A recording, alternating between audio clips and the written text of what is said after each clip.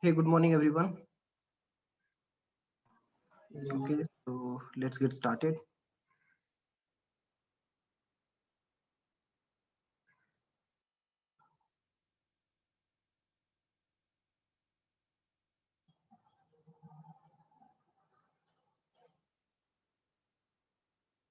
Okay, so today we'll be discussing about data gathering. This is one of the very important part of any project that you do because in order to build something, you need data.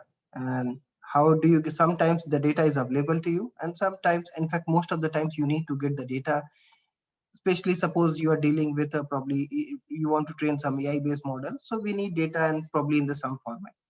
And again, not only for data, not only for AI model, but also in order to build some pilot or so, you need some data where that can basically help you to give some insight about the problem you're solving. So in a way, you need data, and that is very, very important. How do you collect the data, and whether do you collect right data or not?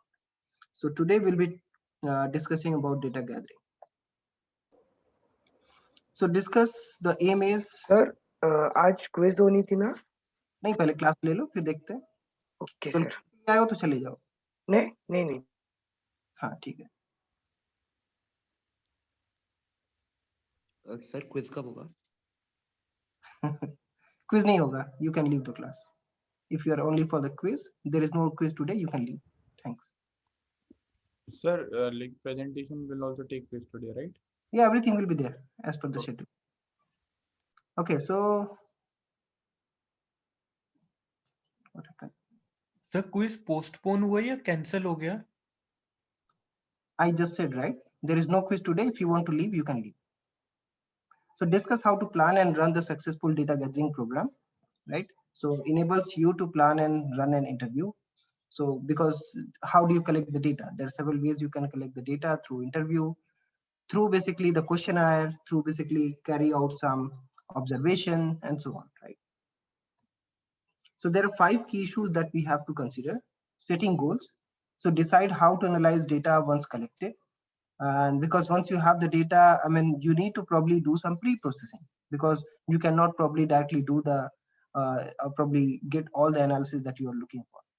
So we need to set up goals before collecting data so that the data you are collecting should be in line with the aim or probably the goal of your problem. Identifying participant, because it is very, very important to have the target user in the mind. And while collecting the data, you should have the user, um, you should have the user who will be finally using your whole system also. So it is very important to identify the participants, to decide from whom to gather data, how many participants are needed, and so on. Yeah, so I repeat again. So there will be no quiz today. If you want to leave, you can leave. Those who have joined only for quiz today. Okay, so relationship with participants. So it is it. I mean, since you are requesting users, you are requesting users to basically give the data to you, and it is very, very important you collect the clean data and probably the accurate data. And that can only happen because as a human nature, I mean, you need to show the courtesy, you need to have clear and probably the professional relationship with the user. And the most important thing, you need to inform the user. You should get basically the informed consent. You should have the informed consent of the user before collecting any kind of data. So because oftentimes when you are collecting the data, some of the data is private, right? Or probably the private data which people don't want to share. In a way, I mean, and that is a problematic, and probably you may lose the probably the trust of your user. So in that case, the relationship with your participant is very, very important, and you need to inform them in, usually, I mean, before starting the collection when appropriate. So most of the time is, yeah, before you start collecting data. So for example, when you are conducting any interview and probably getting some data, you need to inform the user. Okay, so you are going to collect all these type of information, and probably it is also very good to inform them how you are going to use it. So for example, if you're building a proctoring test based, I mean, the proctoring system which collect your video inputs as well while doing the test, so then you need to inform user Okay, so we are collecting your we are collecting your video feeds, and we'll be using in this way, and we will be only using for this way. It shouldn't be like probably the Facebook who collect many of your data and probably just sell it to probably some third party, right? So it shouldn't be like that. So and that's how the mistrust among the organization and the probably the participant come, right? And that's how many people start using WhatsApp, right? Because they said, I mean, they are going to use this WhatsApp data, private data, in that way, and so on, right? So look at the data from more than one perspective. So when you have the data, right? So often different information can be derived and it can be viewed in different ways in order to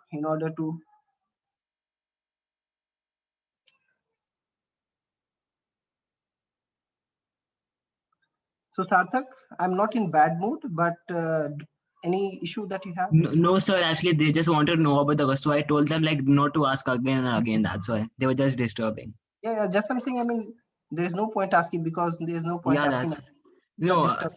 no. They just came now that they didn't know that. That's why. Sorry, sir. No issue. I apologize from everyone's point of view. Please.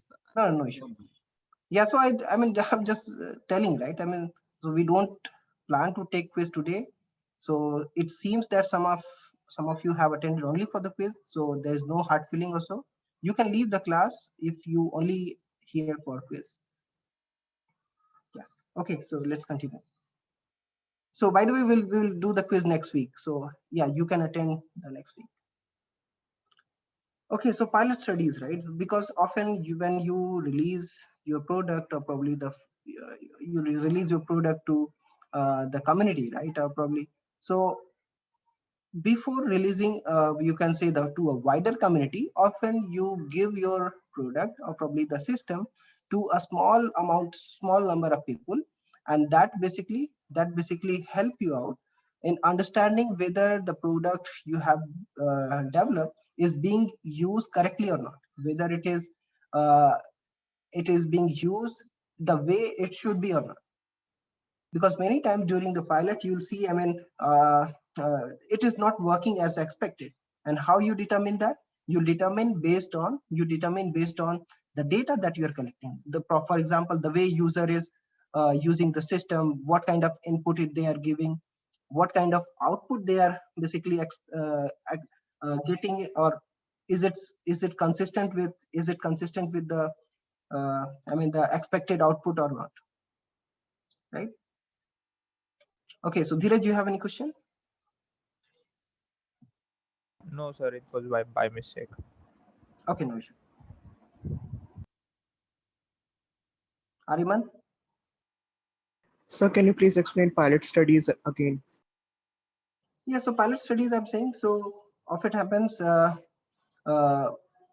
before you launch the actual system or probably whatever the product that you have to a wider community, or probably say the launching to anyone, right? So you need to give it to probably a small number of people, again, so that you can select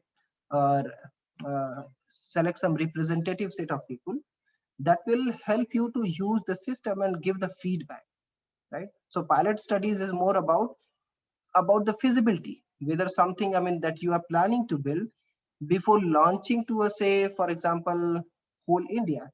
Why don't you just try probably 100 people and see whether it is accepted by the people or not, or whether it is giving the expected output or not? Because if you don't do the pilot study, if you don't analyze the data that you have collected, if you don't understand if it has some issue, you cannot build at a very wider scale, because you cannot redo everything, right? It's better to reach to some optimal solution, and accordingly you can basically uh, incorporate them in the corrected or probably the updated system. Is it fine? Is it clear? Yes, sir. Yes. Thank you. So what are the ways you can do the data gathering or probably data collection? So one is simply you can record the data. So how you can record the data? You can write down, you can have the audio, video recordings, photographs, and so on, right? So again, so there are different advantages and the challenges of each type of data recording. So for example, what is the issue with the notes? What is the issue of writing? The writing speed. Writing Time, speed. sir, time consuming. Yeah, it's It kind of will in the not same. Tiring. contain. It can be tiring. It It can be will not tiring. What is contain the most? images. What is the most? Or you can say what is the biggest challenge you can see in the writing? I mean, if you We might miss out on Sir, some language details. preferences. Doing Maybe sometimes correction. people have bad backup handwriting नहीं है also. Sir yeah, backup definitely. We might like sir the एक person person is कई लोगों को definitely notice नहीं कर सकता. so, definitely the person is going to be speaking faster than we will be writing, so we might miss out on some points. Exactly. Sometimes one's notes are understandable only by him and not by others. Okay. Nice. So we can give the feedback form to the user. He can fill it himself in writing. Yeah. So I mean, again, so when you're going to write down, so in a way you are writing in some kind of unstructured format. And as rightly mentioned, some of you, I mean, while writing, you may miss out something, you may misspell, even you can probably write in a way, I mean, you cannot understand. I mean, just a doctor ne likha, wo bahut logo ko samajh mein nahi aata, right? Again, just a popular quote, right? So in a way, I mean, even I can probably write which you may not able to understand. I mean, I don't have a good handwriting, and many of you may have, right? So these are some limitations. And another most important thing is, since the data is in not digitized form, you cannot generate a kind of analysis out of that, right? I mean, otherwise you have to manually read out everything and feed it to sub-digital format, and then probably you can write some programs and accordingly you can generate the reports for that. Okay. So similarly, in a way, in interviews you have data in different formats. So one is the unstructured format. Unstructured, it's kind of there is no script, right? So for example, can you give me the example of unstructured interview? So news interview that were taken by news journalist for public. No. I don't think that is unstructured, right? So usually they have some script and they read out that script. So I don't think that is Sir, like a normal interview, like not like the questions which are asked, they are not like a set base of questions. Like any person can ask anything. Exactly. So in a way, I mean, probably whatever we are doing is more more you can say the example of unstructured data, right? So because it is not following some script, it is not following some rules, right? It's simply, so in a way, I mean, this is very, very rich data, but as rightly mentioned here, it's not replicable, because if we conduct the same thing probably again, we will not probably do exactly the same thing. It depends on, I mean, how we are communicating. Probably someone asks questions, someone answer accordingly, and so on. So in this way, I mean, the unstructured data is definitely very rich, because you are not limiting anyone in saying whatever they want to do, right? Because often you limit someone, okay, so you have to only say this, you have to only talk about this particular topic. In a way, I mean, you are limiting the person, and that may not give you the best results, right? So that's why the solution is the structured data. So often think in terms of digitizing the processing the data automatically, because if it is unstructured, I mean, it is very difficult for computers or probably a program to understand what this unstructured data is. So in a way, often most unstructured data is somehow first converted to the structured or semi-structured data, and then you perform all the analysis of probably all the pre-processing and probably the model training, etc. that you do, right? So in a way, I mean, that's why we need structured data. So one possibility, why not we just capture the structured data? So that is the tightly coupled, often like a questionnaire, replicable, but probably the lack of richness. Why it is replicable? Because you have some set of questions that you ask every time. So again, structured could be, if you want to make it more structured, how about I just recall our mid-sem, right? For a given question, we have given 4 answers. So, and if I ask the same person to appear in the test again, he will mark most likely the same thing, right? So in a way, it is again reachable, but probably, I mean, replicable, because you have only the same set of probably questions and the corresponding answers, and you need to reply to that. So one major limitation of structured data is that it will, as I said earlier, it limit your imagination, it limit the way you reply. So that's why people often come up with the semi-structured data which is guided by a script, but interesting issue can be explored in more depth based on the conversation which is happening. So can provide a good balance between the richness and the replicability. And finally, the focus group, where we have the group interview, right? So these are the different forms of interview, and it depends on the need of your system. I mean, accordingly you collect or probably perform. So since you have already started your project, and I hope Kanupriya has also shared your project details. So you need to you may need to perform interviews, right? Have you started interviewing people? Have you already started making the questionnaire? Anyone? Sir, the project details are yet to be shared, I guess. Yes, Yes, sir, I think they have not been shared. Ma'am said she would share by today or tomorrow. So. Acha, theek hai. So okay, so she will share. So, anyways, I mean, so the thing is, yeah, you need to think about whatever the question and whatever the format that you are willing to do. So it is not always like you only follow the unstructured or structured as well. You can have set of mixed questions. So for example, when you have in-person classes during the midsem, we have both MCQs as well as like open-ended, or you can say the subjective questions where you write the response to that, right? Sir, here replicable means what we can recall, right? Something that we can recall. No, that's a different thing. Recall is remembering the thing. Replicable is, can you get the same answer or probably the same data if you repeat the process again? Replicable is that. Okay, thank you. Sir, can you give the example for the replicable? Yeah, I given, right? So when you are appearing in the midsem, so probably if I ask you to appear in the midsem for some question, you may select exactly the same response. But if I ask you, I give you probably some subjective question where you need to write, for example, given a question, you need to write answer in 500 words. If I give you same question, write the response in 500 words, say at 10 a.m. and probably after 2 hours. Will you write exactly the same, or there will be some changes in words, in the format, in the sentence, and so? Tell me. It won't be the same, right? So it's a not replicable.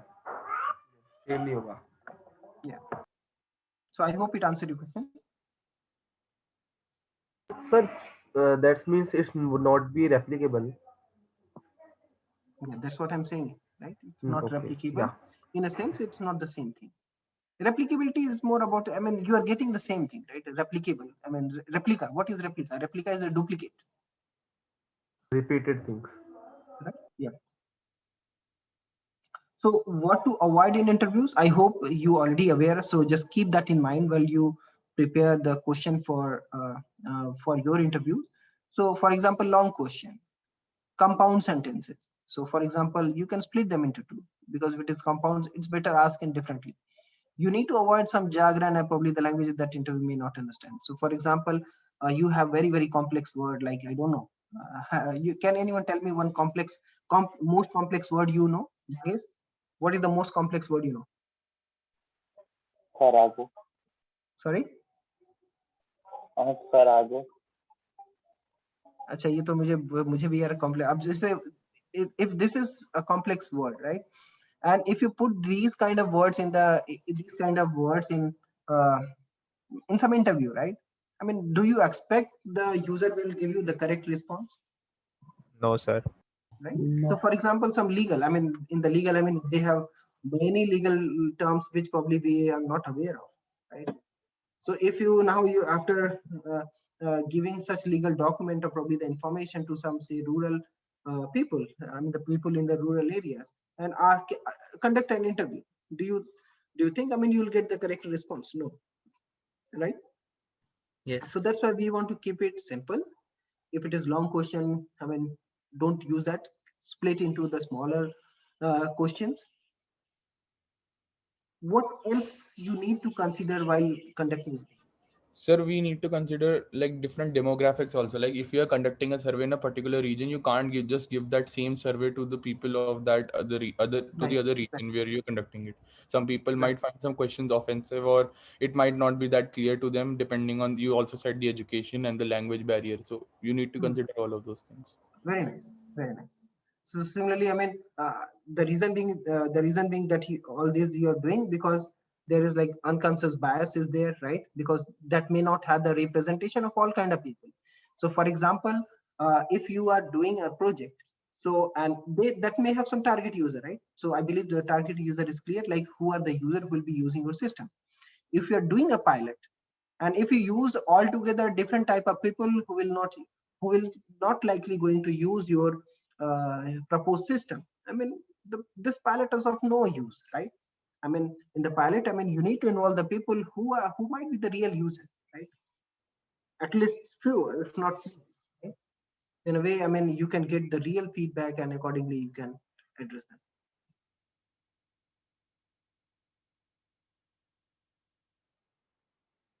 So is it possible for the pilot to do well, but the actual product to fail? Yeah, like it can be. But if the pilot is failed, I mean, it is very, very likely that, I mean, what you are saying, I mean, that may happen, but probably it is less likely. But if the pilot itself has been failed, right? I mean, it is most likely going to fail in the actual launch. Right. While running the interview, you need to consider how you can make it smooth, how you can make it basically more interactive, how you can involve the user in your interview. So in that case, you can, these are some format. I mean, probably you can also consider, you can do some introduction, right? I mean, just make them warm up question, like some simple question, like what is your name and what you're doing before you coming to the actual questions, which may be complex. So main body present question in logical order rather than some, because if there is some flow, I think it is also help the user to participate. There should be some cool off period as well. So include a few easy questions, then diffuse tension at the end, and something you can think of. Closer, I mean, finally, yeah, you need to thank. You also need to inform somehow. You need to somehow inform user like, yes, you are done. You can now stop. You can relax and so on. Right? Yeah, Bhagesh, any question, comment? Sir, I just had one question. Like when you were discussing about the questions that we put, the data that the privacy like concerns we have. So like if a company is collecting a data and we get notified about it, but the notification is not clear to the user base, as you were discussing in this survey part. No, the language constraints are there. So now, like the user is in a very difficult spot because he or she has to agree to the policy before using the product. But at the same time, if he's not clear with the conditions, are we not like doing an unethical thing when we are we as a company are asking the users to sign a privacy policy or agreement before using the product that they don't even completely understand? When you sign up for a Google account, you sign up for many different things and they might be in small text and very complex language that is not clear to everybody. So like that is an ethical practice, but still companies keep on doing it, and the practice of doing it has only grown over the years. So yes, I completely agree with you. In fact, this all unethical thing is happening, right? And that's how their business, because if they inform everything, they may lose a very huge user base, right? And that probably they don't want to, right? And that is the reason, I mean, they put all those terms and condition in many times in a very complex form, wording and so on. And that's why all the legal documents are very complex, right? If everyone understand that, then lawyers say, I mean, why do we need the law? In fact, I'm working with one of the NGO called Vidhi Foundation. So basically what they are doing is simplifying, they are basically simplifying the given legal document, so that in order to understand some given document, I don't need to go to the lawyer to understand that. I can basically read that and understand in layman term. So this is this research area is called legal text simplification, or you can say legal text summarization as well. So this is what we are working on. I think the same thing happens and require in other areas as well. So for example, you're talking about terms and condition or privacy, usage, etc. So right now, I mean, these are in very, very complex form, and also mentioned right in very small text or format, and probably ask user to accept them before even using, right? And that's why I mean, a lot of changes are also happening. So earlier they don't used to show, like by default they say I understand. Now system require you to at least open it. So for example, you cannot just click it, okay, accept. After accepting, so there are many system and probably the places where you cannot directly accept it. You need to first open the PDF, and at least it is forcing you to open the PDF. And after even opening the PDF, you're not reading. I mean, that is something that the user needs to consider. So yeah, so at least a lot of things are happening in this direction. So, but one more question, sir, just a small follow-up. Like, sure. As we are going out in the industry after 4 years, and we study all the subjects where we ourselves, promote ethical behavior in ourselves. So when we join companies like these, like, are we not just compromising all the education we gathered for 4 years? You won't be no. The thing is, you won't be compromising, because there is a lot of pressure on these companies as well now to make it transparent, right? So that's why, I mean, earlier Facebook don't show anything. Now they have started showing. In fact, many companies. So probably after 4 years, when you join their company, things will be even more transparent, and probably things will be even more ethical. Because earlier nobody used to talk about privacy, right? Earlier, if you recall, I mean, probably the generation, I mean, the guys of your generation don't know. Do you know earlier people used to say postcard, where basically we write the letter and everything, like ha aap kaise ho, main aa raha hu, ye wo. I mean, you can write all those stuff. I mean, many people even write everything, right? Because in that case it's open, there is no privacy concern at all. Then people start sending telegram, or probably also the letter which antardesi we call them. At that time, when you write and just envelope, close it and send it. There are people, there is a postman, because in the rural areas not many people are literate, right? In that case, he open and read the letter in front of whole village, right? All these things were happening before. So yes. Because earlier because things changes over the time. So earlier a lot of focus was on data gathering, I would say, or probably the data sharing. Once that problem has been solved, people start talking about the next problem. Okay, so because they might have, while using the system, they might have realized, no, this is not good. Pata chala ki, I mean, you sent a letter, as usual, the postman is reading the letter in front of everyone, और वहाँ पे लिखा है कि पापा मैंने शादी कर ली. I mean, so that will be a problem for that family, right? So that's why they realize, okay, so now let's keep it personal, because this is personal space. So that's why, I mean, these days a lot of discussion about privacy. That's why people start using Signal and probably stop using WhatsApp.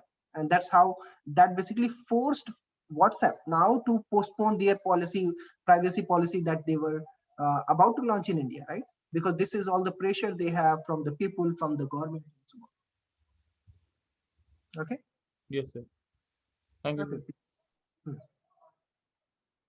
So other forms of interview. So these days, I mean, especially in the last 1 year or so, when due to COVID, probably that pandemic, now we are talking about all the interviews which were happening over in person. Now it is mostly happening over the Skype or probably the video conferencing calls and so on.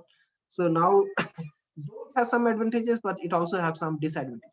So I write down some advantages, like the participant don't need to travel, participant don't need to worry about what they wear. How about disadvantages? Anyone? Connection issues are there, like we face a lot of time during mid-sem especially.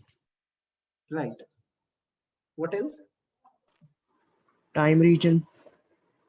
Like if an interview is happening overseas and the interview is in some different time region, it will be difficult for him to conduct it.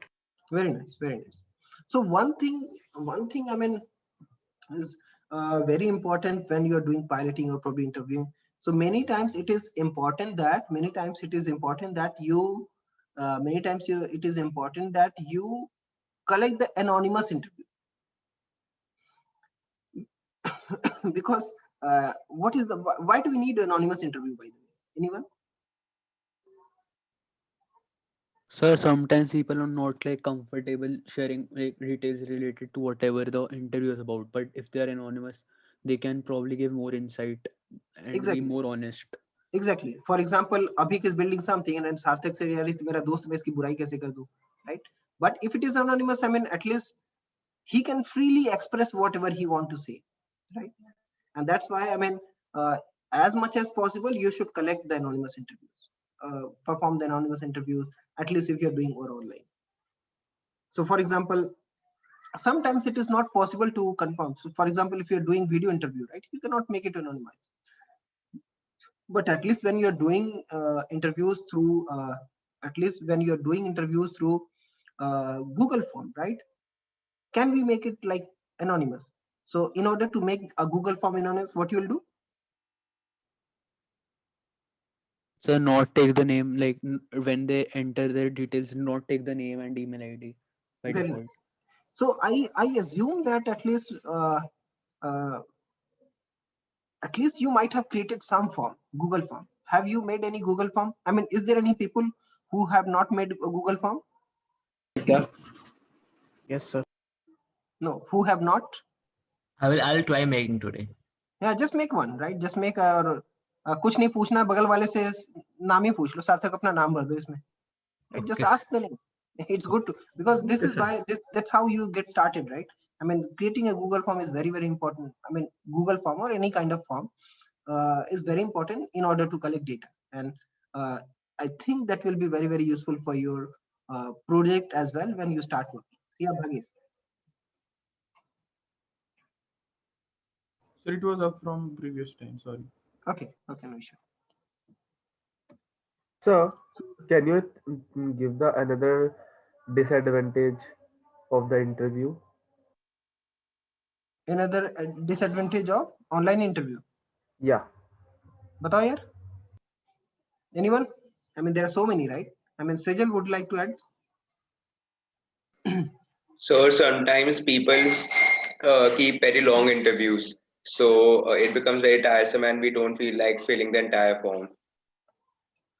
Yeah. Another thing, I mean, probably I can just share, right? I mean, in online interviews, Sure, it is I very think- difficult to read the body language of the examiner. Right. What he And is also, doing. like, yeah, please go first. Internet disruption. Sir, I wanted to ask that in case there is anonymity, then how will we ensure that it's not a robot or some other thing that is writing? For example, if there's like postponing of a paper is been held. Again, no, I agree with you. Again, this is just, I mean, if it is robot, then why can't it write the name?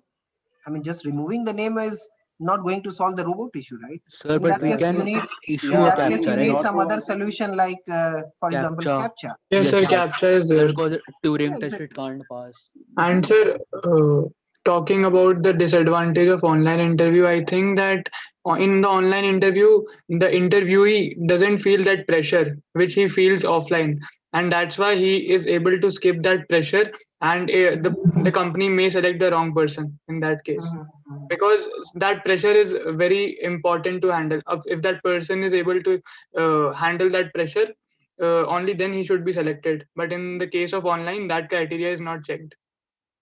So adding on to that, I think there are also like nervous habits that people have that won't be visible in an online interview. Like my leg shakes and the interviewer can't see that. That also is. No, but do you really want to show that? I think it's a benefit, right, for the user, not the But it is a disadvantage for the company. Okay. And so disadvantage is that we will get less number of people as a lot of the person is not comfortable in front of camera. So okay, so Danis, I could not hear you well, but I hope you said something good. Okay, so let's go next. Yeah, so enriching the interview process, how you can interview. So using some prompting interview, for example, use a prototype scenario. This basically help you, because if you provide some resources, I mean, that will basically help you in better explaining, understanding, and probably accordingly you can do the group interview. So the next thing is you can create questionnaire, like the question could be closed and open. So what do you understand by open and closed questions? Anyone? Sir, the questions which have a restricted answer, like if a person has to answer in true or false, then that is a closed question. But if a person is free to express his opinions, then that is an open question. Exactly. So you can treat it like structured or unstructured data gathering that we have there. So like closed question is probably the example of structured data, right? And probably open is more about when you just write anything. So I hope it is clear to you. So since it is, you have in case of closed question, you have limited responses or limited options. So closed questions are easier to analyze and maybe distributed and analyzed by the computer. And in case of open question, it's very difficult to perform, right? So they can be administered to large populations in case of closed. So disseminated by paper, email, and the web sampling can be a problem when the size of population is unknown. So these some of the points that you need to consider while doing questionnaire. So because both have beneficial, right? Because some there are some questions which are you can collect responses in closed format, but some cases you cannot, right? Can you give me the example of open? Can you give me the example of open-ended question? Anyone? So feedbacks, when we collect feedback of a product. Yeah, but you can also. Sir, but like expectations, like what do you expect from this prototype? That's a very open-ended question. Like what exactly are the expectations? Right. So yeah, there could be many, and you are in right direction. So how do you design the questionnaire? So the impact of a question can be influenced by the question order. So you may need to different version of the questionnaire for different population. Why do you need to do so? What do you mean by different version here? Language, right? Language could be one good example. Other can be age group. Different kind of age group are able to deal with different kind of questions. Yeah, exactly.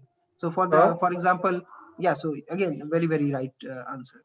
So also you need to provide a very clear instruction how to complete the questionnaire. So that's why you might have seen when you create a Google form, on the top there is a box where you need to write the description of the questionnaire or probably the survey that you are conducting.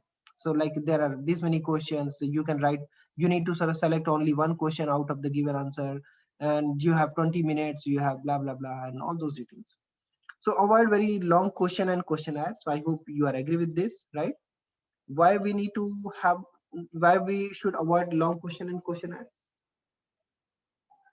So because user may get bored because no one wants to read a long paragraph question and answer it.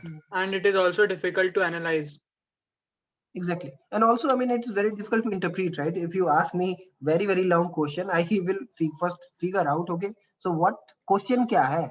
Matlab, you will repeat again, and it's very difficult to grab because you will able to answer very accurate answer only if you are clear, right? So this is something you need to keep in mind. So question and response format, it could be yes or no, checkbox, rating scale, open-ended responses. Encouraging a good response. How you can encourage a good response? Because until you won't get a good probably accurate response, I mean, you're not going to, it is not of any use, right? So promise anonymity, as we have discussed. Ensure the question is well designed. It follow probably whatever the guideline we have discussed, like it shouldn't be very long, it shouldn't be, and so on. So follow up emails and calls and letters you can do in order to check whether they are doing well or whether they have completed. Probably send a reminder, and most importantly, provide an incentive, right? How you can provide an incentive?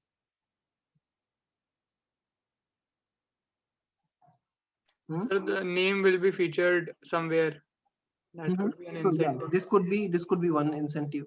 What Sir, but also, sir, like it was written in our book as well. Like they may just feel a connection towards the product. Like they'll feel responsible when the product gets launched. So they'll be responsible for whatever happens. So that can also be probably be an incentive. Right. So they can also feel like the participation. And what is the most important incentive? So stakeholder. Paisa, yaar. Paisa. Money. Oh yeah. Oh yeah. Yeah. So money is up. That's why I mean in many interviews the participants are asked, okay, so you will be given at least this much token amount as an appreciation, right? So money wise incentive is not very popular in India so far, but it is very, very popular and very, very important in at least other part of the world where they are doing participating in any survey. Right?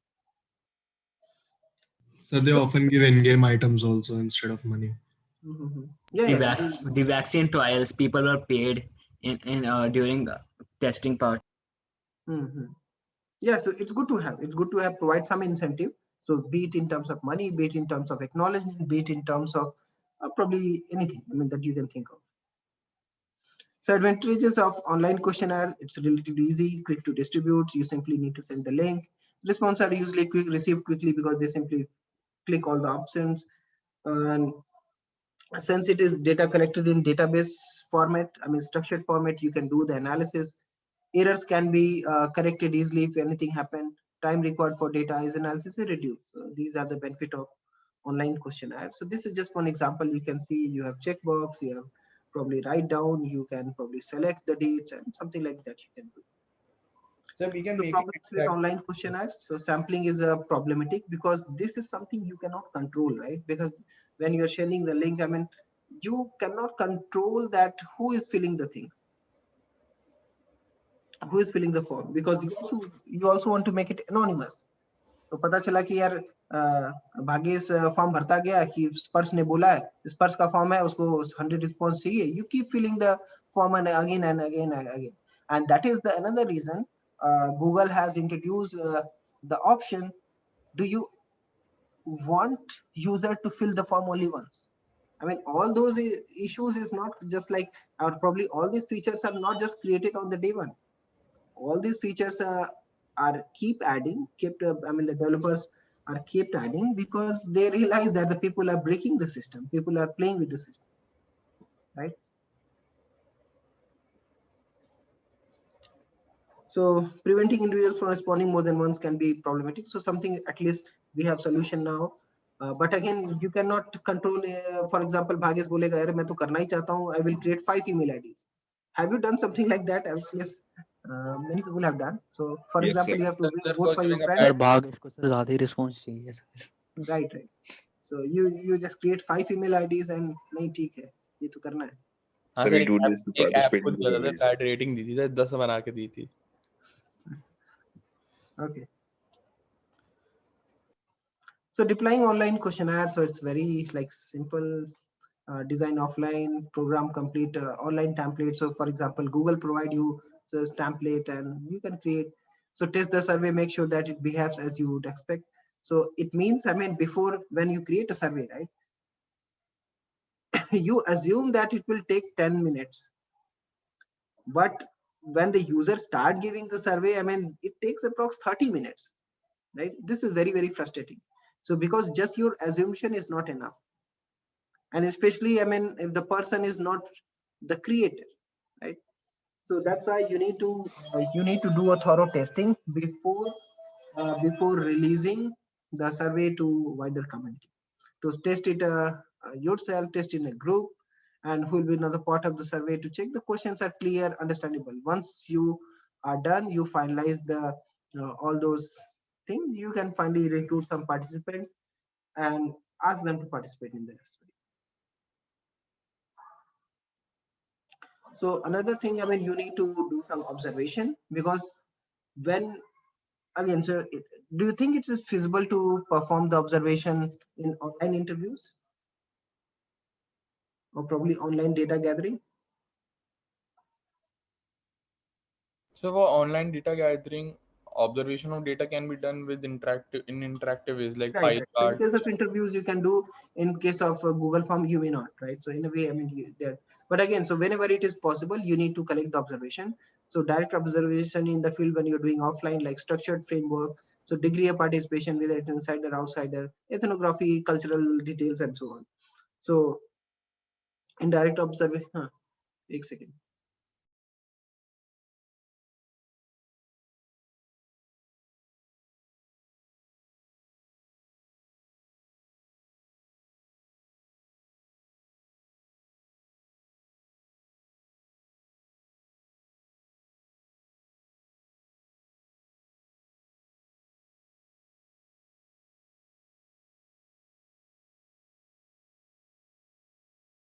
Sir, you are on mute. Yeah, sorry, I had a visitor. So anyways, thanks. So direct observation in control environment and indirect observation. So sometimes, like for example, when people responding, you keep writing your observation in the diaries, right? So for example, yeah, so this person is introvert, this person is extrovert, this person talk too much, this person don't speak at all. Probably this person is not taking interest in participating. So probably you need to discard. So when I say discard, do we need to do a discarding of the data that we collected? It is very rich data, right? Why do we need to discard it? So we basically need to clean the data because not every entry is a genuine one, and using false data will just lead to inaccuracies in our results. Yeah, very right, very much right. So in a way, I mean, you need to find, because if some data is very unclean, I mean, it's a kind of just make your system poor, right? So it's better just throw away that data. So in a way, I mean, how do you determine which data is good, which data is bad? Sir, there may be junk entries or something. Like in some, you can sometimes figure out like what are the junk data. Some people just spam the form with random text. They will take less time to complete the form, and then the people who are serious will take more time to complete. So we can actually get an idea with that. Sir, but isn't that relative? Can you think of a simplest way? Can you think of a simplest way through which I can check whether someone is indeed filling survey, or just filling A, B, and so Sir, on? we can put open-ended questions. Open-ended wala, sometimes we cannot control, right? How? I mean, so let's Maybe limit sometimes we can You add only have questions that MCQs. make no sense. So We you can have add only options MCQs. that, Yeah. So Yes, suppose you only have MCQs. How you can check whether the person is indeed filling, indeed reading the question and probably filling the response. We can add some fake questions. Like in some surveys, there's this question that literally says that this is not actually a question. We are just checking whether you're reading it or not. Just select option A. Or like if anyone selects any other option, it means they are not really reading the questions. They are just picking the options randomly. Like we can add one such question. Yeah, but this is easier to detect, right? It is easier for the person. So what smart people do, they repeat the question, right? So what they do, they simply repeat the question, because if you have responded to the same question which has been asked at second question number 2, answer option A, and if I ask the same question, say after 10 questions, and just change the option, ideally you should select the same response again, right? So this is something called consistency check, whether the user is consistent or not, and that is one of the good indicator whether the person is indeed filling or not. Okay. But sir, in schools, if this was the case, then we would have chosen 2 more options. If we, मतलब हम लोग को अगर answer ना पता हो उसका, तो सर ज्यादा स्पैन कवर हो जाता है ऑप्शंस का. तो सर ऐसा भी तो पॉसिबल है. Yeah, definitely as a possible. I'm saying, I mean, this is one of the ways people do. I mean, especially when they release the. How many of you heard of something called AMT, Amazon Mechanical Turk? Anybody know this? I hope if not, then over the time you will get it. Yes, sir. Right. So AMT is Amazon Mechanical Turk, where you can post your, you can say the survey or whatever the task, and the people participate in that, and the people who are participating, they get money for that.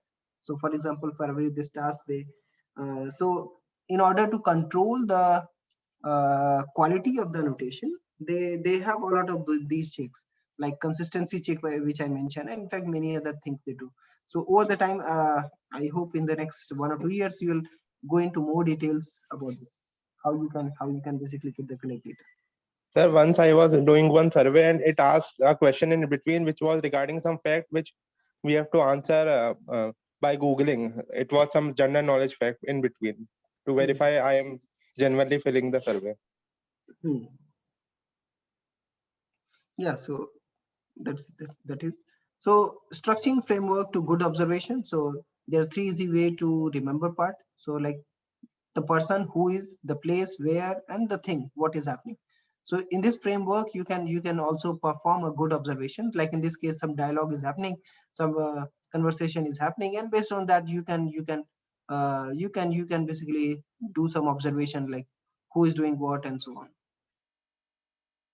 So planning and conducting observation in the field. So decide on how involved you will be from the passive order to active participant, how gain acceptance. So how to collect the data, so like what data to collect, what equipment to use, when to stop observing, and so on. So these informations are very, very important when when you want to conduct a fair interview or fair question, data collection, and so on. So because someone has mentioned, right, if it's based on a very, very simple funda, right? GIGO. So garbage in, garbage out, GIGO, right? So if your model or probably the system or even the analysis is based on the garbage data, I mean, not the clean data, any insight that you are going to derive from that will be garbage. That is of no use. In fact, that will lead you to the problem. So that's why in order to ensure that the data, you are collecting data accurately and probably the way it should be, I mean, you also need to conduct some observation and plan about that. Similarly, the ethnography, that you need to consider the people of different observation, people of different, you can say, the culture, how you can encourage that, or probably how you can basically support that. Research degree, a researcher's degree of participation can vary. So for example, different people involved in different level of participation, how you can manage that, so that none can basically get offended or probably overblamed and so on. So can you explain that ethnography again? Yeah, so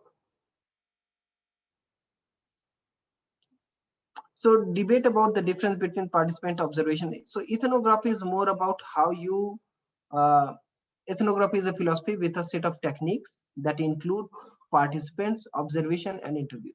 So it's more about discussing or probably considering the culture of the people, probably the way people use the so for example, some people are having culture of, okay, so I only work on the weekends, I mean the weekdays, right, or probably 9 to 5, and you are approaching to this person, okay यार इसको फिर weekend में भर दो, 6 बजे के बाद भर दो, office hour के बाद भर दो, so that they may not feel comfortable, right? So that is again, so for example, ethnography. So some people some people have a culture of, like, say they don't want to capture their face, right? So for example, they are wearing hijab or something, I don't know, right? And your survey says no, you need to take it off, right? That is not probably something feasible, right? So something, I mean, you need to respect what others believe. You're not probably interfering with all those, and that is something, I mean, you need to consider while collecting data. Okay. So more on ethnography. So cooperation of people being observed is required. Informants are useful. Data analysis is continuous. You need to keep doing. You cannot just do in the end, because the continuous data analysis will help you out. And if there is some outlier, if there is something happening which is you're not expecting in between as well, and can take appropriate action in between. Question get refined as understanding grows. So because earlier that's how you do, right? So first you come up with the first draft of the report, and then you keep refining it and probably make it even better, and so on. Similarly, whenever you write a question, it seems to you like it is a bit longer, because as we mentioned earlier, the question should be not too long. So in that case, I mean, how you can rephrase it and make it small. Sir, what does interpretivist something was there in the where? Third from last, the interpretivist technique. ये तो मुझे भी देखना पड़ेगा. I believe interpretivist technique.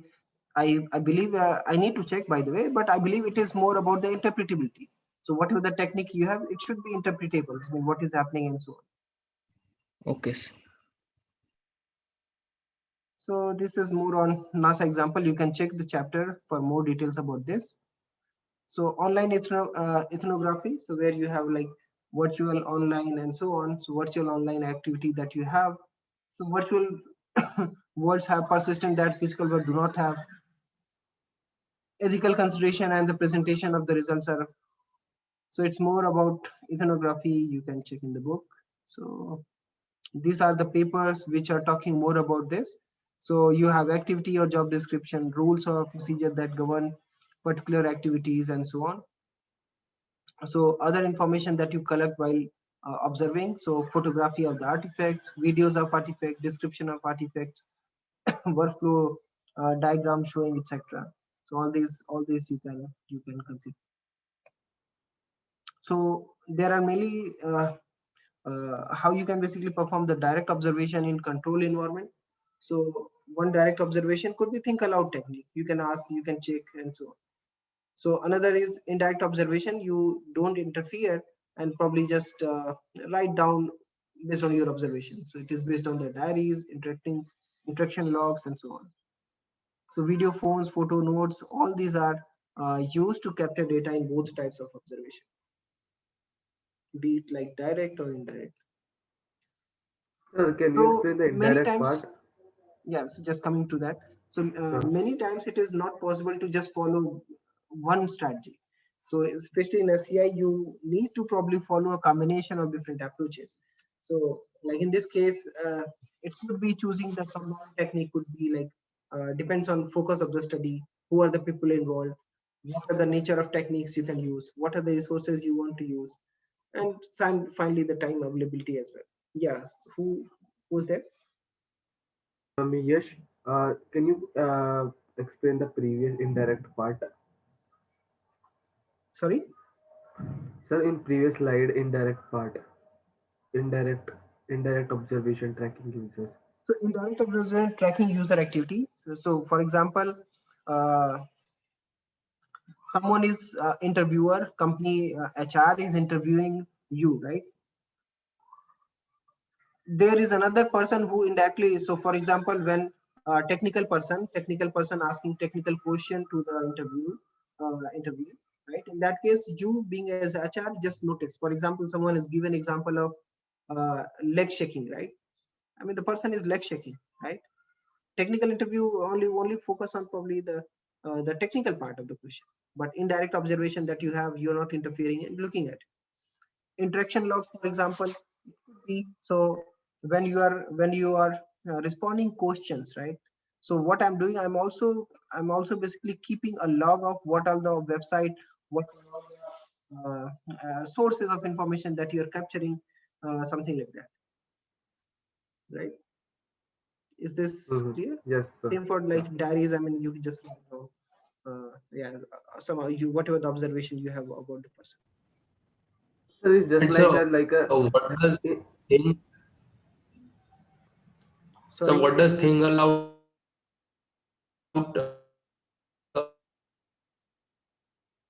I lost you. Could you repeat? Aloud technique means.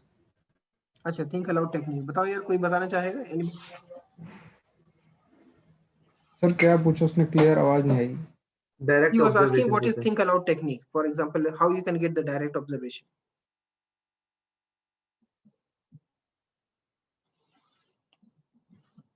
Think aloud is very generic term, right? So in the same way, I mean, you basically intervene. I mean, you basically also directly see. I mean, so for example, I give an example of technical person, right, who is interviewing. So here as a HR, I mean, you only probably watching from probably some distance and having your own observation. In case of think aloud, I mean, you are directly interacting with the person, direct feedback, direct observation that you have with the person. Got it? Just like say in an online class, anyone take the interview for the other person, and then a person who is observing the person who taking the interview and the interviewer. So that's an indirect. And when taking an offline interview, that's we call a direct observation. Can we told that? In a way, I mean, even in online interaction, you can say the direct observation, because direct observation nothing to do with probably online offline. So for example, I'm directly discussing with you and I'm observing you while you're responding and asking probably another question to just to see whether you whether you're doing whatever I'm expecting, something like that. So it's more, you are directly involved in the observation process and probably asking question as well. Indirect, I mean, you're not interacting directly with the user. You are probably just making your interpretation and accordingly you're writing. Okay.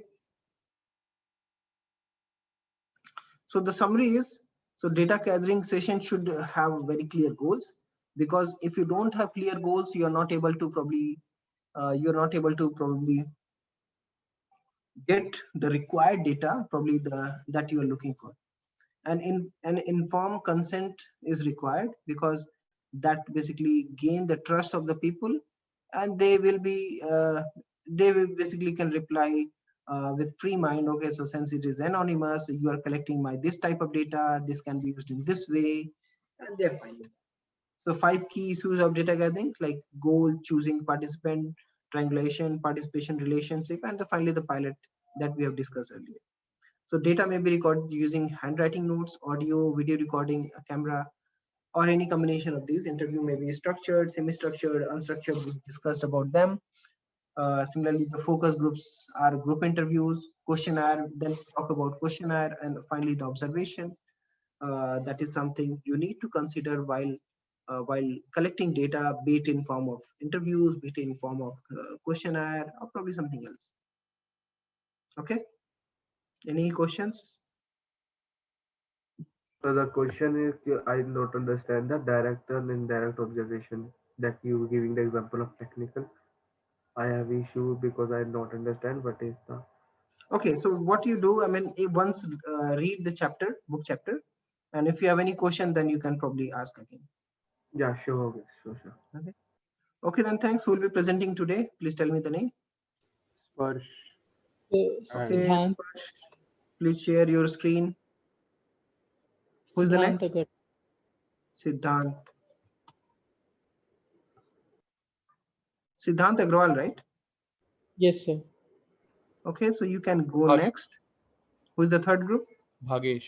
So group 6_8. Okay, Bhagesh. Okay, looking forward to your presentation as well. Okay, go ahead. Thanks. So good evening, good afternoon, everybody. Today we, Sparsh Malhotra, Suyash Dubey, Vishal Bharti, and myself, Sarthak Grover, are going to present to you our idea about an app that we believe that is gravely required by farmers all around the country. So we will begin by counting down the problems that we currently have in the system and why we actually need this app.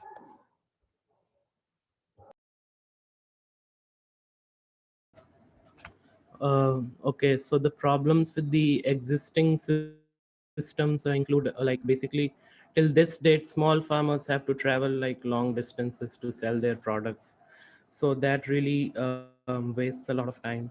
And for small scale farmers, they have to like loan tractors and other transportation vehicles, which can further increase the cost of the products, and which will affect the consumer. Over the agricultural cost, the added cost of tractors and like other vehicles makes the selling cost of the grains higher. And so the chances of bad weather and rains can damage the crops. For large scale farmers, they can like buy better vehicles, but for small scales, they can lose their crops. And it takes usually 2-3 days or even more sometimes if the weather conditions or something is bad, to reach like from the farm to mandi or the market. So thus the crop is not fresh because of this, and the delay can be avoided. And usually people living in rural areas face issues in selling their products at a proper cost due to a lot of middlemen which are involved between the farmer and the consumer. Next slide. Yeah, the number of small and marginal farmers are more in India. These farmers hardly produce for the market. The market therefore depends more upon the big farmers, and this can create a bad situation for the small scale farmers. The output of these few big farmers will have to reach different markets. The net result is that the quantity of the agricultural goods available will be inadequate in relation to the demand. This creates like the problem for small farmers. Agricultural goods perhaps have the longest chain of middlemen. There are a number of intermediaries in the market, like the wholesalers, brokers, commission agents, retailers, and so on. So the goods pass through all these people before they reach the ultimate consumer. And the price increases at every step, like drastically, so that the time it reaches to the consumer, it will be a very high price which the consumer will have to pay. And the farmer will also not sell the product at the reasonable amount because there were so many middlemen involved. So yeah, next slide. Hello, good morning everyone. My name is Vishal Bharti. We designed this app keeping its users at center. So it is totally user-centered app. So our main focus will be on farmers and firms who can collaborate with each other to get the products at feasible costs. Wholesalers and food companies like Burger King, McDonald's, and caterers, Nestle, Tyson Foods will be our main goals. Options that we will provide in the apps will include weather forecast, price of crop in market on Monday, FAQs for answering queries to farmers, government policies, buyers, trending crops that farmers can get best value. Regional language option will also be available, and we will also provide training related to crops. Functionalities of the app: farmers can upload their stock and with photos on the app. The price will be decided by the farmers. However, it can be negotiated by the farmer and the consumer firm. Whoever is buying the stock, if an order is made, it will be confirmed using OTP and call both. If needed, the company can send their staff to do quality checks of the product grown in the farm to make the relationship between farmer and the consumer more solid. Other functionalities may include a fixed amount as advance will be paid to the farmer prior to receiving the order, and once the order is confirmed, the company and farmer both are satisfied, the company will send a pickup truck to collect the order. The date, time, and place will be decided by company and farmer both through phone call. The pickup truck will receive the stock and remaining payment will be done. All this process is done just before harvesting to ensure best quality of crops to the buyer and ensure the relationship between farmer and buyer remains solid as rock.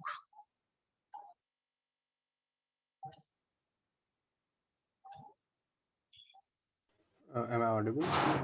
Yeah. So, am I audible? Yeah, you're audible. So this is how our app will look like. So this will contain a welcome page in which you can log in as a seller or a buyer.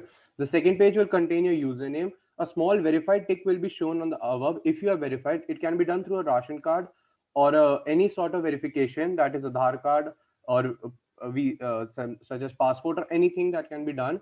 A username will be provided with the photo. The current produce, you can add your current produce and previous transactions can be added. the current produce can contain whatever you are producing right now and right at this moment, which you want to sell, or it can also have the demands which you want to buy.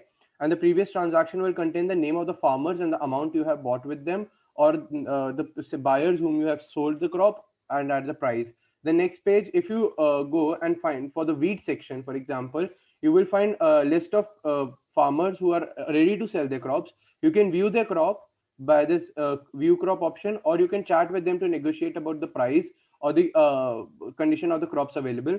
The star option will be there on the best from the seller who has the best price per kg available. For example, here in 30 kg is the lowest price available.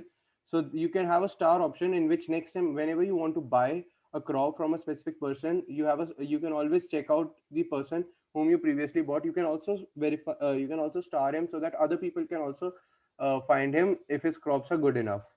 Next.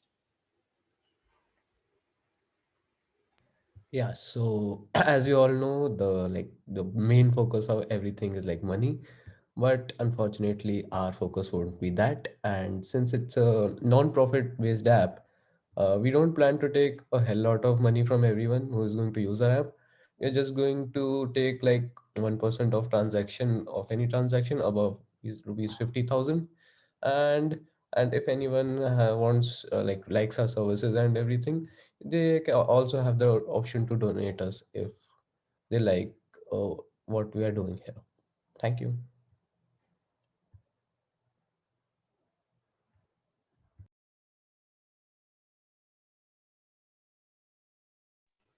Okay, so any questions? Yeah, Dhanesh. Yes, I wanted to. May I go, sir? Yes, sir. Like I have also this idea, but at the last moment, our group dropped this idea. So basically, I want to ask that, like, how do you convince the farmers, because they are less familiar to smartphones and like they don't have that access to technology. So how do you convince them? I mean, they are losing their crops. So I mean, this is the best chance they have to sell their crops. We are providing an interface so that they can do instead of wasting their crops or spending times here and there. It is a win-win condition for them. They can just get the money on the spot with selling their crops.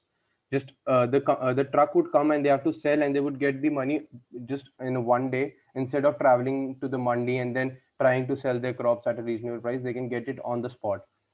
So, I mean, this is a win-win condition. I mean, like, do you have any awareness program? Like, if people from certain village don't know how to do this or how to get familiar with your interfaces of apps, the truck or the truck will come to every gram panchayat. So yeah, every gram panchayat would already know that such a system will be there, so they can inform their farmers accordingly that if anyone wants to sell it. Okay. My question, thanks. sir, just I one request question. next group to present. And Sir, any question, please discuss over the chat. Thanks. Okay, sir. Okay. So is my screen visible?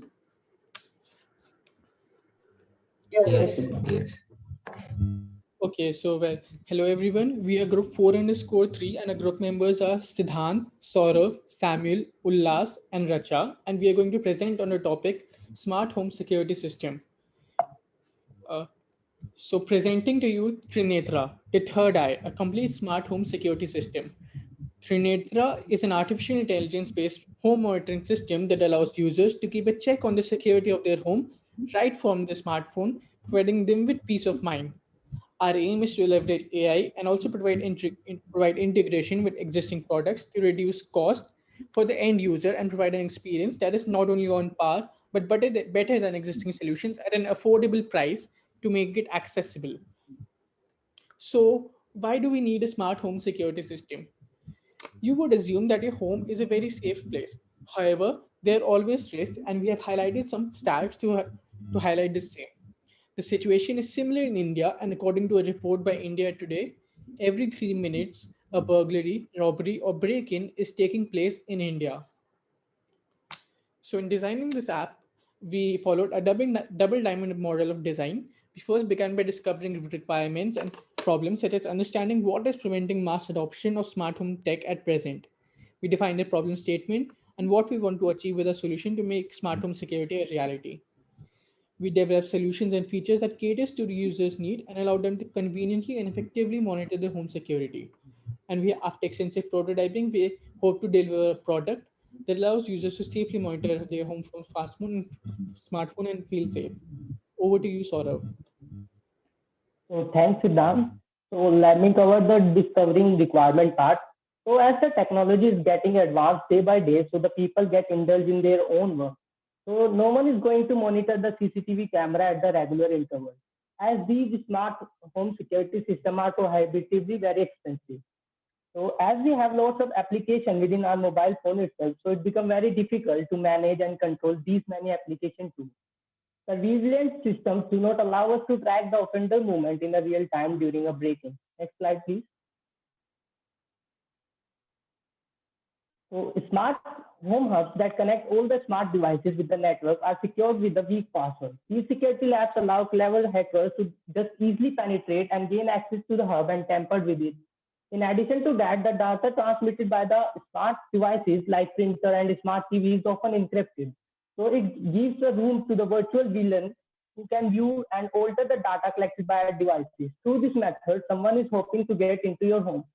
So generally, these home tech devices functions as always on device, hence they consume lots of energy. So over to you, Lars. Yeah, can you confirm if I'm audible? Yes, yes. Yeah, okay. Solutions and features to solve the problem. Dual layer or two-factor authentication system that makes use of the user's biometric and it's seconded by a strong password. You won't need a key to enter your own home. Secure and intelligent surveillance cameras that record footage in real time, but only keeps footage if movement or disturbance is felt in the frame it is capturing. This indicates our emphasis in developing energy-efficient surveillance systems. The footage it stores is stored in cloud storage, for which the user has to pay a meager maintenance fee. The workplace would be furnished with low-cost, energy-saving electronic touchpads or tablets with microphones, so they can respond to voice commands too. The tablets can be accessed in each room to control lighting and cooling, to automatically shut the blinds, or to turn on your TV, etc. Lastly, separate applications will be made for different device and software platforms, so the user is given the power and liberty to monitor their home conveniently whenever they wish to. The app would provide alerts about potential intruders, security breaches, break-ins, etc., apart from having other features such as private chats with your home members. We need to ensure that every service, from the camera to the app, is protected in order to avoid data breach due to hackers. Some ways to create the secure environment are as follows. Secure your home or workplace's wireless network through stronger WPA2 encrypted passwords. A WPA2 network provides unique encryption keys for each wireless client that connects to it. Regular firmware updates are pushed to avoid cams from getting hacked. Apps and services must be locked through strong passwords. Security cameras must be locked through two-factor authentication system, which makes use of the user's password as well as the verification code sent by the company through email. Over to you, Samuel. Okay, my name is Samuel and I will be taking you through limitations of existing home security systems. So the current video doorbells, they are always left on, which means a lot of power is consumed even when nothing is happening, and that is an issue. So our system will combine motion sensors so that the cameras open up only when the motion is detected, and and the other option is when the owner wants to see what is happening. The motion detector will be calibrated as per the wishes of the owner. That is how close an object needs to be to activate the camera. Also, our interface will be linked between the home systems and the owner's portable devices, so that he can be able to let someone in the house if like he wants to get something from the house and the friend is near. Over to you, Raja. Thank you, Samuel. Am I audible? Yes. Yes, you are. Okay. Yes, you are. And now I'm going to discuss about our app and its future. And it has 3 sections like security, camera, and activity. Under security, you will have you can arm and disarm your security system with a single swipe. As you can see, a big circle in the image, And you can also lock and unlock the main door and garage in the same way. When you are not in home, you can still permit home members or your relatives to get through. In camera session, when someone comes at your door, it will alert you with a notification or with a notification, and so that you cannot miss a visitor. And spy cams keep a close eye on suspicious activities such as potential intruders, break-ins, etc. You can see live videos from each camera by selecting the camera, like living room or garage. Likewise, and activity in activity session, that this tab includes everything about what is happening in and around your house. Show status of your system at a glance. Store clips of past incidents with their timelines. Sends notification in case of accidents like fire. Provides like live tracking of energy consumption.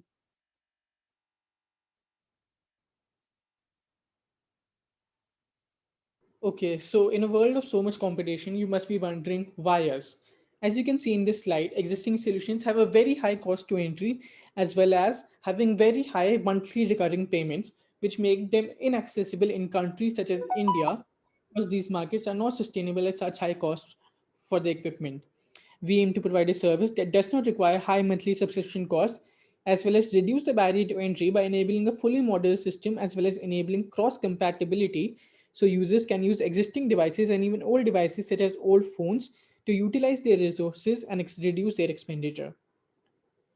Thank you for listening to our presentation, and we are open to any questions. Any questions?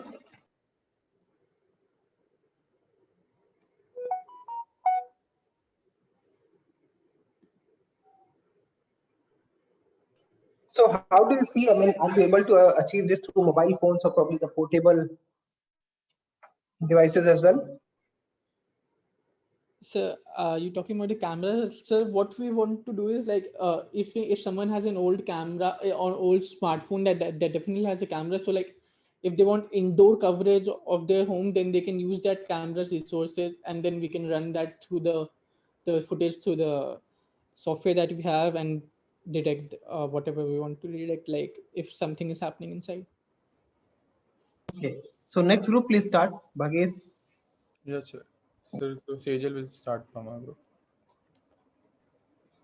Okay, so good afternoon, everybody. Today, group 6-8 is going Sorry, to I cannot see the. Okay, please. Yeah, it's interesting. Thanks. Today, group 6-8 is going to talk about an extremely relevant problem, and we'll further discuss the solution we have been able to come up with. So, one of the biggest challenges visually impaired people face is using their white cane while navigating through thick crowds, and people generally don't pay attention to them, and they often they trip over the cane, bump into them, or even just stop in front of them. And for we all know that airports, metro stations, and all of such these crowded places, they are extremely like they are personal enemies of these people and their canes.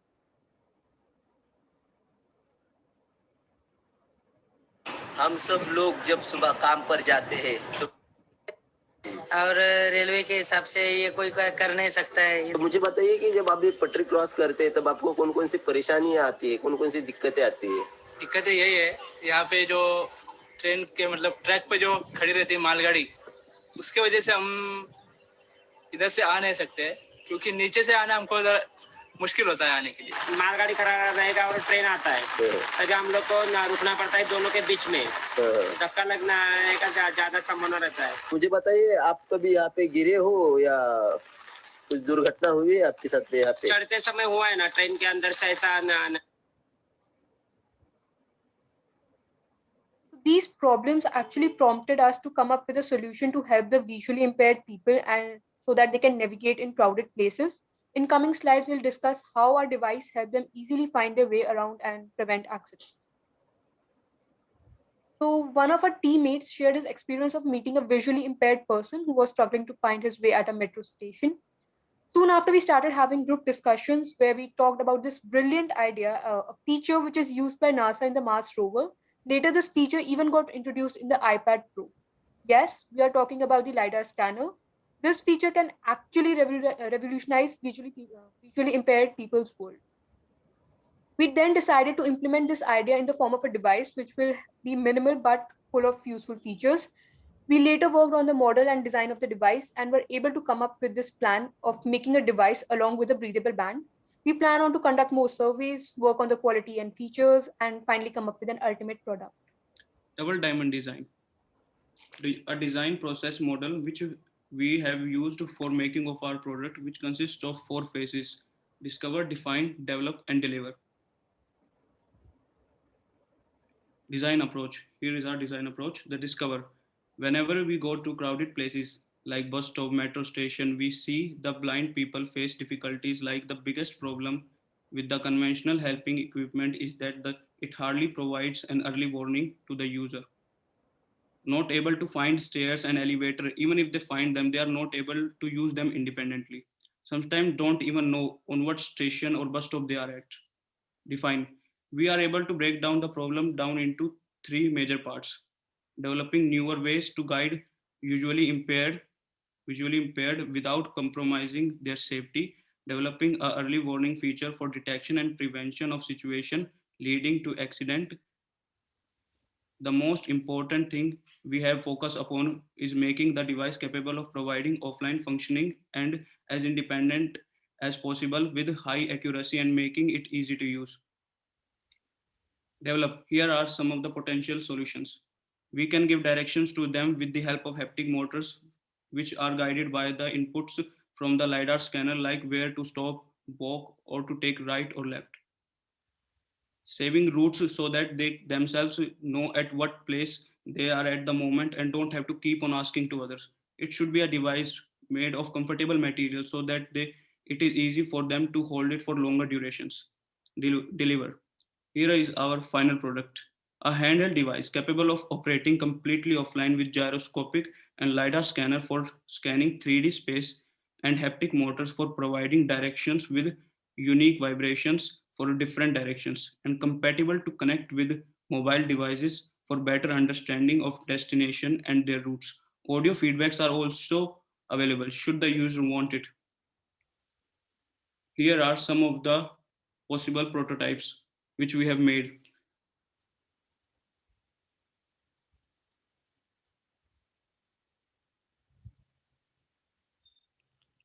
So I'll be taking up from here. Vibrain, a path worth looking for. So that's the name of our device. So what is Vibrain? That's a really good question.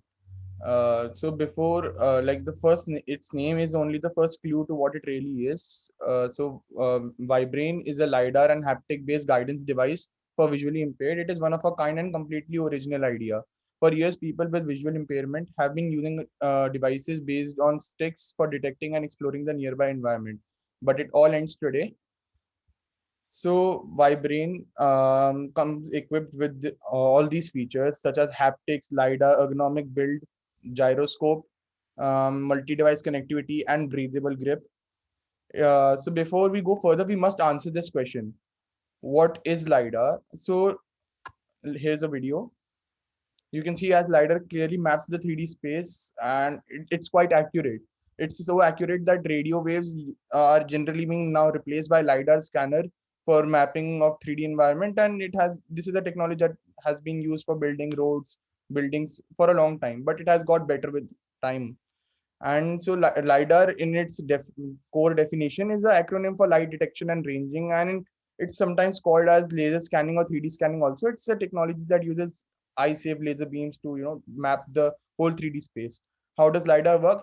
Typical LiDAR scanner emits pulse light waves in the surrounding environment. These light waves bounce off the surrounding objects and return to the sensor, and the sensor then uses time to measure like how much time it took to come back from that object. Repeating this process for millions of times per second makes an accurate map of 3D space around it. So the Vibrain prototype. The device will be equipped with 3 LiDAR scanners, 6 haptic motors for a revolutionary experience. The SoC will be built in the device itself, hence allowing for a completely offline experience. The device has a well-designed ergonomic design that is comfortable to hold for a longer duration. We have introduced a new breathable grip, as you can see in the bottom here, that will be adding to the comfort. Battery life on this thing will be huge. On a full charge, it can give up to 8 hours of high performance and 2 additional hours of efficiency mode. So these are the final prototypes that we selected after group discussions. And working the device gives repeating corresponding haptic feedbacks for 3 times if there is a change in the direction and motion. So for example, if I want the device tells me to go left, it will give the unique vibration corresponding to the left side 3 times. All motors will give a feedback at once in order to indicate a stop or halting act. This is the feature that will prevent accidents, and this is where we beat that conventional stick design. Working a typical LiDAR scanner is working. I've already explained that those are the first 2 steps on the left. The haptic motors in the device will then arranged in such a manner that they provide unique set of vibrations for different directions. We have gone with a diamond arrangement, which gives a unique haptic feedback for every direction: top, bottom, left, right, front, and back. So now usability goals. One of the features of a device is that it meets most usability goals. To begin with, I would like to talk about learnability and memorability. Users can get started right away without wasting any time in learning its working, as haptic motors will easily guide directions to them. Then I would like to talk about the efficiency and effectiveness. Without performing any specific task and only by wearing it, the user will be able to use the device. And there will be no wasting of time in learning the device's functionality. They can just carry out their work, access the information they need about the directions. And then the most important part, that is safety. The device's immediate and continuous haptic feedbacks will prevent users from making serious errors or from carrying out unwanted actions. For example, sometimes when the user he fails to hold it properly and drops it by mistake, the device starts beeping to indicate his position. Or if any vehicle is approaching them at a very high speed, full haptic feedback will be there for immediate alert. And sometimes when the user starts moving in wrong direction, a direction which is opposite to the one indicated by the device, the immediate feedback and the immediate haptic motors will guide them the right direction. So now let's come to the device components. We have installed very good quality tiny haptic motors which are having very lightweight and gives a precise vibration to the user. We have also installed good quality LiDAR sensors in our device. The SoC which we have used is very efficient and powerful. We have also installed Bluetooth and Wi-Fi, latest Wi-Fi and Bluetooth connectivity that helps the device to connect with our app with the help of any mobile phone. The battery which we have installed is about 6000 mAh, and which helps in coping up with heavy like the haptic motors and the LiDAR sensors. We have also installed a replaceable band with different texture materials, which is breathable and it is very comfortable to wear. The speaker is also installed, which is present in a device to give a beeping sound when the device falls from the hand of the user. Now let's come to the features. Our device is completely independent from any other resources. The device is sufficient to guide the blind person while being offline. It also gives the best accident prevention than any other support device because of the LiDAR and the haptic feedback. Different vibrations are present using the LiDAR, which comes from top, bottom, front, back, and gives precise sensor vibrations to the user. The device is also connectable to the phone app, which helps the user to give voice feedback to the device and also download the maps so that the device could guide the user. It is also easy to hold and wear for long hours of use. And the large battery size, which we have installed, is capable for long travel distances with a single recharge. Thank you. So our team members were myself, Bhagesh, Sejal, Kanambram, Siddhant, and Vasu Khanna. Thanks a lot for listening to our presentation, and we are grateful to support from Professor Rajiv because these principles were taught to us by him only. So thanks a lot. One question. Any questions or feedback? Yeah, I have a question. You're talking about haptic feedback giving you information about top and bottom as well. So say if a person is trying to climb stairs, then the haptic feedback will run continuously, right? But how will it have a general idea of how much to do? Because the haptic feedback can only tell you to go up, but it can't tell you how much. That is only gauged by the stick, right? When you're finding out, okay, this is the depth of which I have to go up, or this is the depth by which I have to go down. How will a blind person even just move through stairs or even a sidewalk per se, for that matter? Yeah, so like that's a really good question, and that was one of the biggest question we pondered upon, and that's why we have mentioned in our presentation. If I go back, a few slides back, to saying we have gone for the diamond approach. So the problem that comes in is that making a device that is of the size of a wrist will enable us to place haptic motors at a very unique direction. And when you're talking about haptic motors that are of very good quality, so what we will do is we'll first of all make the unique vibration for the top, bottom, and different directions, and then the number of vibrations they give, like the vibrations will be very distinct. That's why we are saying that it will give vibrations for turning and moving left and right. It will be 3 times. That will be the generalized. But for going top and bottom, it will be the number of times the person wants to go, that the beep or the vibration, not the beep, the vibration, like the action of vibration will take place depending on the number of steps they have to take, like for that will be quite distinctive, so it won't be an issue. But the number of steps is okay, but how will a blind person gauge the length of the stairs, and like the height of the stairs and the length of the stairs, so that they don't trip on themselves? So that can be a possible loophole that we need to work on. So yeah, surely, like this is a very nice feedback you have given, and we can add something like a audio feedback, because lidar scanner will surely be able to scan that stuff. So But now the problem that we are facing will be that getting that feedback to the user. So it's actually, I would like to give the answer to what Ayush asked. As you're talking, how we'll gauge the length of the stairs. For that, we have this front sensor, which will keep on like giving the sensations to the user until he climbs a stair. And once that is over, because that's what lidar scanner is doing, he's actually sensing how long the stairs will be. And once he climbs the stairs, like he covers the length, the sensors will stop working. Then, I mean, then they'll probably direct him No, the I'm not questioning how effective the lidar scanner is. I believe that you guys really did well on that. I'm asking is how will it give the immediate input on the basis of how high a person has to put his So legs? that's what we said. No, like if it is of the standard size, then it mostly in public places. To be honest, Ayush, like the stairs are made of a standard size, especially for the conventional ways we have tried to build it for. But surely, because of the length, can be issue in some private domains, in some private buildings and stuff like that. So yeah, surely that is an area we can work on, like depending on the length. So like to be honest, we can work on it by using different set of vibrations. So or you can optimize it by using audio feedback, but we were trying to avoid audio feedback because you see already they don't have the ability to see stuff, and we don't want to take another sense other than the vibration we are giving through their sensory object neurons. We don't want to take away the audio feedback, because audio from the surrounding space is also quite important for the visually impaired. But yeah, surely this is a domain we can work on. So yeah, How will you manage the cost? yeah. So Pallav, see, behind every great innovation, like when the television was first innovated, it was not cheap. Every device when it comes to the market, it might not be cheap, but yeah, lidar scanners are getting cheaper by day. And for the haptic motors, I think you can just go to Nehru Place with me someday, and we can just figure out how much a good quality haptic motor costs. Yeah, the cost will be certainly high because the research and development in this domain will quite be high.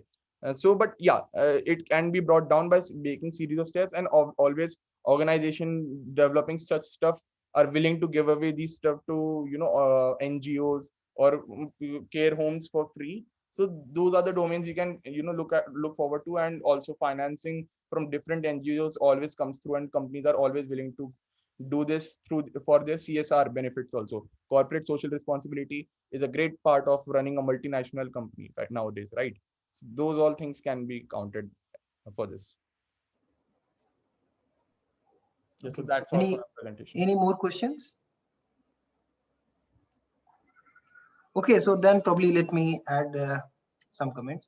So indeed, I hope undoubtedly this is one of the best presentation I have seen so far in the class so far. So I congratulate and thanks to the whole team. They have put significant efforts, and it's one of the much efforts I can see. So congratulations on that part. Thank you, sir. In order to, yeah, so in order to, since you guys have put much effort, let's meet after the class, probably sometime later this week. Let's take it next level. Whatever the funding is required, I will do. Don't worry about that. Whatever the further guidance required, I will also participate. So just to give a context, I'm already working with a NGO, so which is basically working on building solution, AI-based solution for how we can help in navigation to the visually impaired people. And we are already in talk with Google, and let's hope, I mean, they will fund us. So let's take it to next level so we can discuss more details. So just to appreciate and probably give a context, you guys are doing great work. So let's take it to the next level, and I mean, a lot has to be done. So it's a real contribution would be to the people, at least the visually impaired people. And so, yeah, so wonderful. Congratulations. Thank you, sir. And other two groups as well, you have also done a very good job, and in fact very good job. So yes, it's more like, I mean, they have just done outstanding work. Thanks. Okay, so wonderful. So I hope those who have missed the class have definitely missed this one. I mean, all three wonderful presentations we had today, and they should, they if they probably watch this, I'm sure, I mean, they will also be able to probably do justice to whatever the project they are doing, whatever the presentation they are doing. And it's always to learn from everyone, right? I mean, it's not like who's better, who is not. It's about how we can improve ourselves. And I hope this presentation will help others as well in order to improving their presentation skills, especially when they are presenting in front of 300 people and so. So though 250 people joined virtually, I mean, not through the call, but anyways, I hope it will be good for us. So yeah, so there is no compulsion, Bhagesh, Sajal and others. In case you are interested, I mean, we can take it forward. Yes, sir. We are surely interested, sir, because we invested a lot of time coming up. So we will surely love to take it next level. Yes, sir. Thank you so much. Thanks a lot for the opportunity. Like, sir. Yeah, most welcome. Thank you so Okay, much. then thanks everyone. Yeah, so I will post, there will be quiz on next Monday. I planned to have today, but I was a bit disheartened. I mean, people just start asking when is quiz. So I just skipped that. But anyways, I mean, we'll have on next Monday. Thanks. Okay, thank you. Okay, then take care. Bye. Bye. Thank you, sir. Bye. Thank you, sir. Thank you so much.